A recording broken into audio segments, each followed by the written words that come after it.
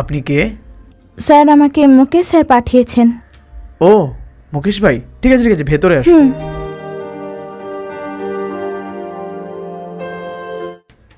বসুন না। Thank you sir.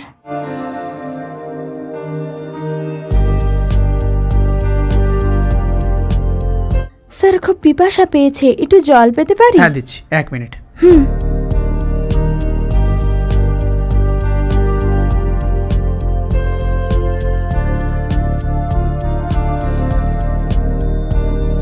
এই নিন।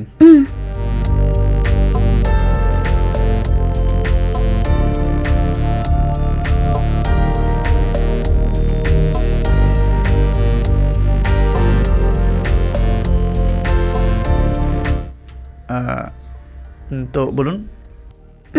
আপনি বলুন স্যার। কি বলবো এখন, মাল লাগছে। তো ভেতরে যাবেন নাকি? তো চলুন।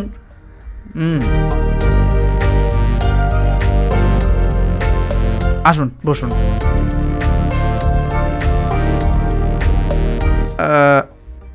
আপনি একটু বসুন, আমি একটু রিফ্রেশ হয়ে আসছি, ঠিক আছে? হ্যাঁ ওকে স্যার।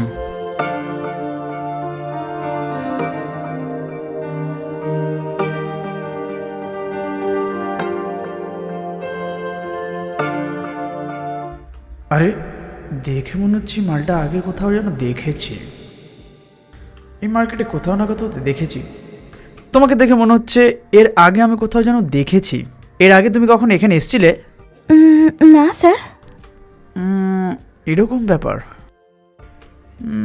তো কোথায় দেখেছি? কোথাও না কোথাও তো দেখেইছি।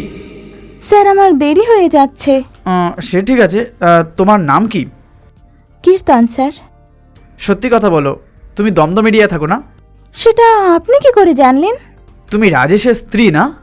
স্যার। আরে বলো না, তুমি রাজেশের স্ত্রী সীতা, তাই তো? হ্যাঁ স্যার, কিন্তু আপনি কি করে জানলেন? রাজেশ আমার খুব ক্লোজ ফ্রেন্ড। আমি আর রাজেশ একই কোম্পানিতে একসাথে 4 বছর কাজ করেছি। আমি একবার তোমার ঘরে এসেছিলাম, আর এরপর আমি অন্য কোম্পানিতে কাজ করতে চলে গেছিলাম। তুমি কবে থেকে এইসব কাজ করছো? সরি দাদা, আমাকে ক্ষমা করুন।